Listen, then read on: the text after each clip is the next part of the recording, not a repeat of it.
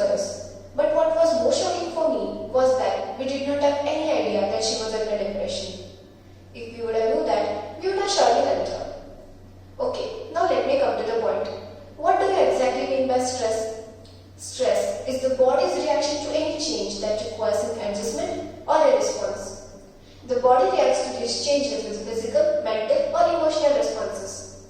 For example, if a student gets some academic setbacks such as a bad grade or any failure, the amount of stress hormone in his body typically spikes. For most of the students, it drops back down a day later. But for some, it stays high. These students remain fixated on the setback and have difficulty moving forward. Now let me ask you a question. How do you tell the difference between stress and depression? Well, both can affect you in similar ways, but there are differences. Depression is the persistent sadness over a prolonged period of weeks or months, while stress is the buildup of mental and emotional pressure. In other words, stress can be caused by loss of a job, death of loved one, divorce, increase in financial obligations, traumatic event, mental problems, chronic illness or injury, etc. You will notice that the stress caused by these reasons is generally seen in adults. The reasons of stress are completely different in teenagers. Some of the main reasons are mental illness, parental pressure, peer pressure, academic stress, etc.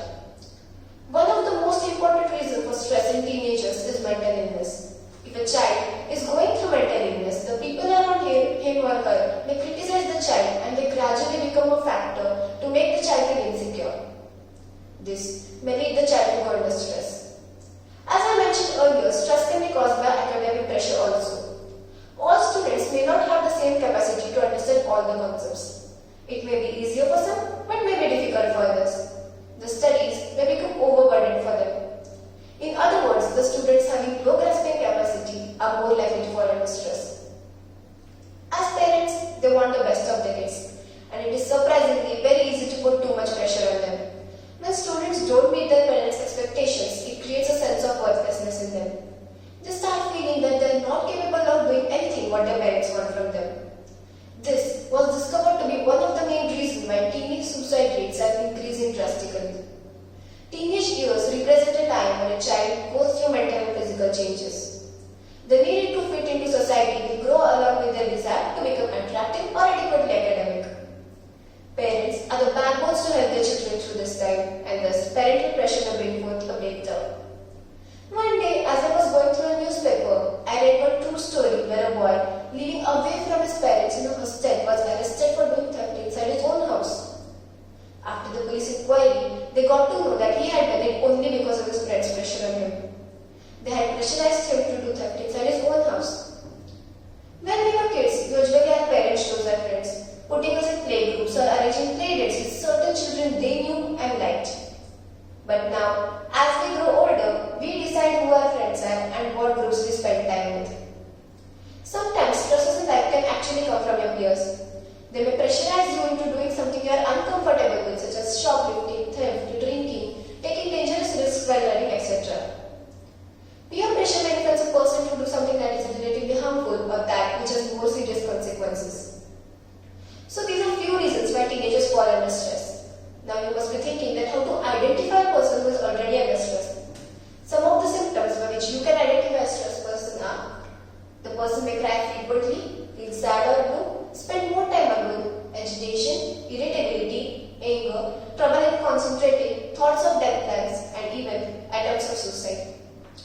We can have control on our stress. We should not let the stress control us. There are many ways by which one can reduce his or her stress. Some of them are: exercise and eat regularly, get enough sleep and have good sleep routine, avoid caffeine and drugs, avoid negative self-talk, take a break from stressful situations and perform activities which you like, such as dancing, drawing, writing, etc. Stress often results in a sufferer unable to perform daily activities. Teenage suicide is the third leading cause of death in the youth of 10 to 24 years of age. 1.3 million adults have committed suicide in 1 year, with 101 million actually making the plans to commit suicide. As you can see in the graph, the most number of men who committed suicide were from Russia and the most number of females who committed suicide were from India. Suicide or death is not the solution for stress. it will create more problems to your friends and family. Always keep in mind that we are the most important priority for our parents. They work very hard for us. If you find any of your friend or relative in distress, don't take it lightly. Go and help them. Your small step can change many lives. I would like to end my speech with a small quote. Life is precious and it is given only once. So live your life to the fullest, and I hope that I